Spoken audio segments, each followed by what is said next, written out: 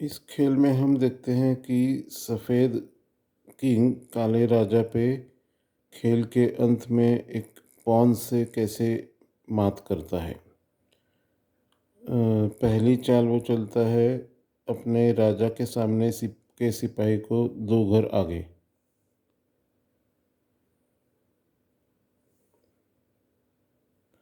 जवाब में काला राजा भी उसके राजा के सामने के सिपाही को दो घर आगे चला देता है।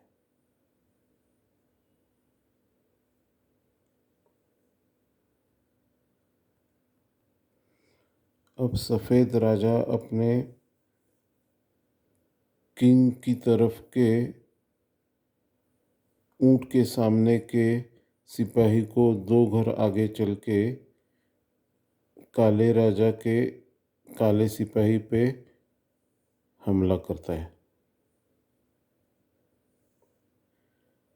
जिसके जवाब में काला सिपाही सफ़ेद सिपाही को मार गिराता है।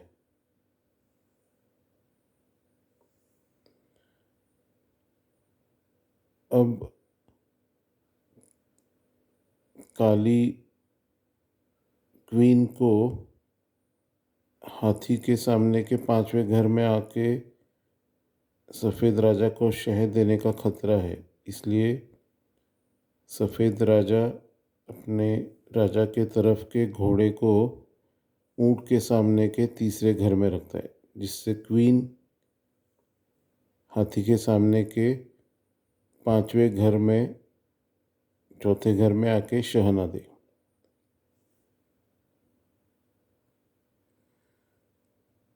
अब काला राजा अपने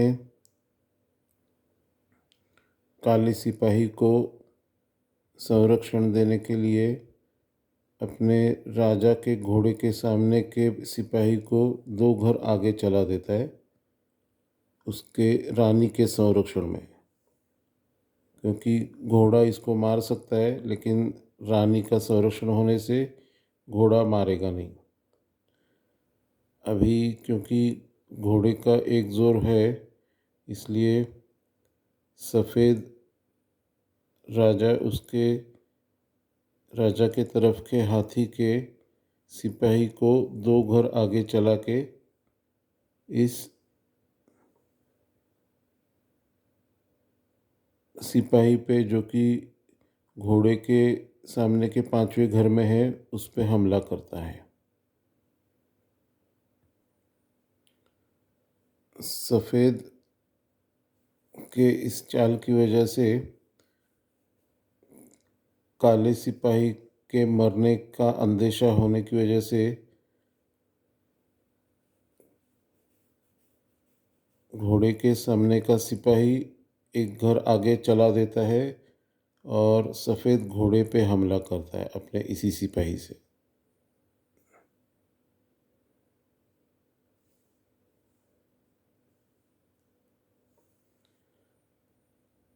घोड़े को इस काले सिपाही के हमले से बचाना है, इसलिए वह राजा के घोड़े के सामने के पांचवें घर में चला जाता है और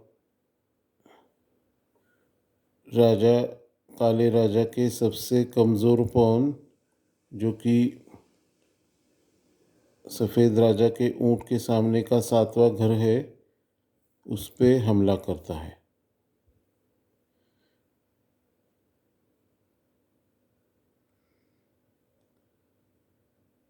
ये सफ़ेद घोड़े का जो आगे ज़्यादा बढ़ना है वो काले राजा को बिल्कुल सुहाता नहीं है, इसलिए वह अपने राजा के हाथी के तरफ का सिपाही एक घर आगे बढ़ा के इस सफ़ेद घोड़े पे हमला करता है। अभी हम देख सकते हैं कि सफ़ेद घोड़े को कोई भी सुरक्षित जगह नहीं है जहाँ पे वो मरेगा नहीं, इसलिए उसको ज़बरदस्ती राजा के काले राजा के ऊंट के सामने के बिशप को, मतलब उसकी तरफ से सातवें घर में होने वाले काले सिपाही को मारना पड़ता है और वह एक ही समय राजा के रानी और काले राजा के हाथी दोनों पे हमला करता है। अब चूंकि यह घोड़ा घोड़े को किसी का संरक्षण नहीं है, इसलिए उसे काला राजा मार गिराता है।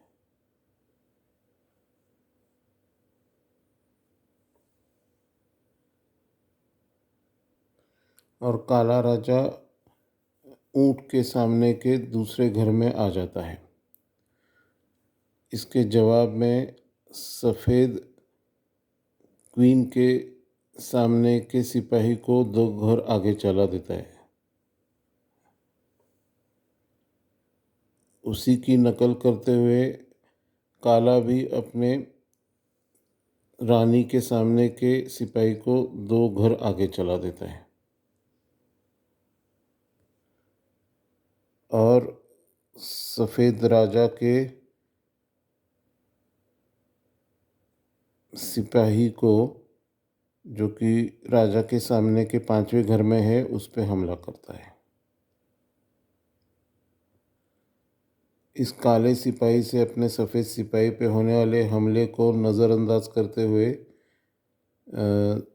सफ़ेद रानी की बगल में होने वाला जो ऊँट है, वह ऊँट के सामने के काले सिपाही को मार गिराता है।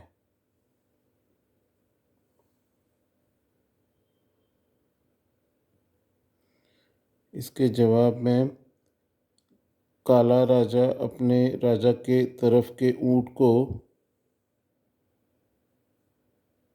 घोड़े के सामने के घर में रख के सफ़ेद राजा के क्वीन के सामने के चौथे घर में होने वाले सफ़ेद सिपाही को अटैक करता है।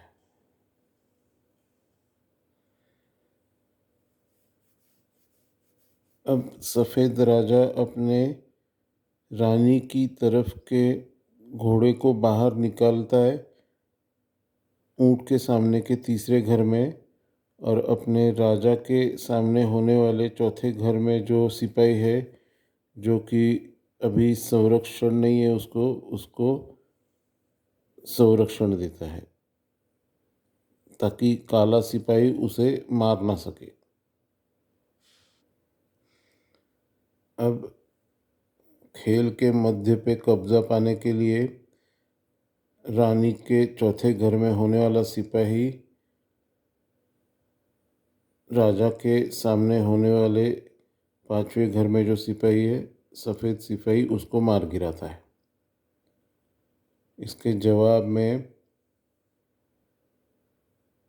सफ़ेद राजा के बगल में सफ़ेद रेशा या डायगोनल में जो ऊँट है, वह ऊँट के सामने के चौथे घर में जाता है और काले राजा को शह देता है या चेक देता है।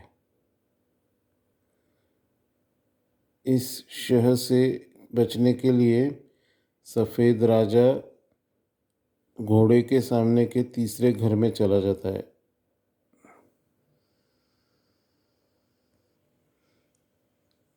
अब काले राजा को फिर से शह देने के लिए सफ़ेद राजा उसके राजा के तरफ के हाथी के सामने जो चौथे घर में सफ़ेद सिपाही है, उसे एक घर आगे बढ़ा देता है और काले राजा पे को चेक देता है। इस चेक से बचने के लिए सफ़ेद राजा उसके हाथी के सामने के घर में चला जाता है।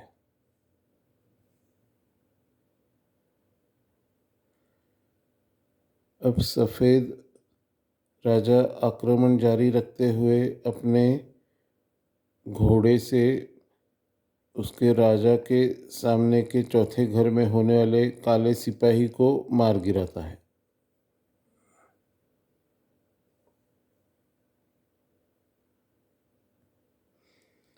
इसके जवाब में काला राजा उसके क्वीन को यानी रानी को क्वीन के सामने के पांचवें घर में होने वाले सफ़ेद सिपाही को मारता है, क्योंकि वहाँ पे उसके काले ऊँट का उसे संरक्षण है। इसलिए सफ़ेद रानी उसको मार नहीं सकती है, क्योंकि फिर सफ़ेद रानी भी मर जाएगी। और इसी समय वह सफ़ेद ऊँट और घोड़ सफ़ेद घोड़ा दोनों पे एक साथ हमला करता है। इस हमले से बचने के लिए सफ़ेद ऊँट रानी के सामने के तीसरे घर में चला जाता है और अपने घोड़े को संरक्षण देता है। काला राजा समझ जाता है कि अभी जो ऊँट घोड़े के पीछे छुपा हुआ है, वह बाद में छुपा घोड़े को निकाल के छुपा हुआ अटैक कर सकता है। इसलिए वह अपने सफ़ेद डायगोनल में या सफ़ेद घरों में होने वाले अपने ऊँट को ले जाके घोड़े के सामने के सफ़ेद घर में रख देता है और घोड़े पे हमला करता है।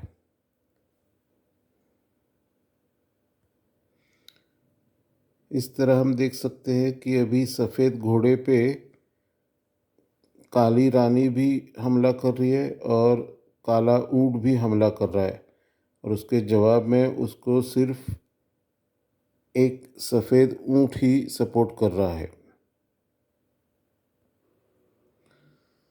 अभी इन झमेलों में न पड़ते हुए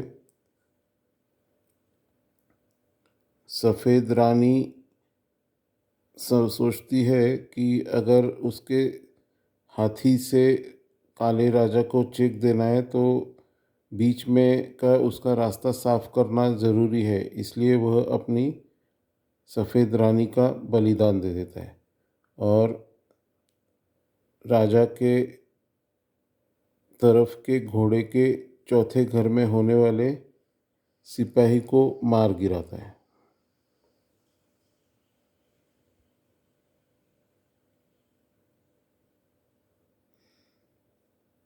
काला राजा अभी देखता है कि अगर उसने सफ़ेद रानी को उसके ऊँट से अगर मार दिया तो घोड़ा प्यादे के काले सिपाही के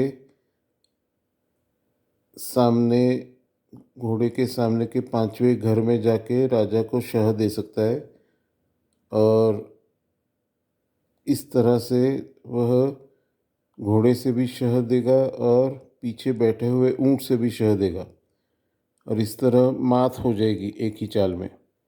इसलिए वो ऊँट से रानी को मारता नहीं है, बल्कि ऊँट को रानी से बचाने के लिए अपनी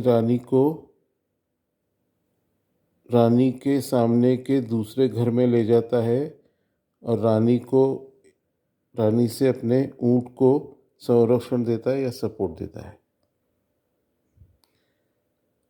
सफ़ेद राजा देखता है कि अभी तो उसने काले राजा ने उसकी रानी को नहीं मारा है, कोई बात नहीं, अभी तो मारना ही पड़ेगा अगली चाल में। ये सोच के वह अपनी रानी को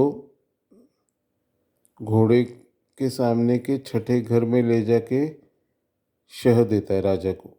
अभी मारना ऊँट से ज़रूरी है, नहीं तो मात हो जाएगी। इसलिए काला जो ऊँट है उससे वह रानी को मार देता है। अब काले राजा को पूरी तरह कैद करने के लिए पहले वह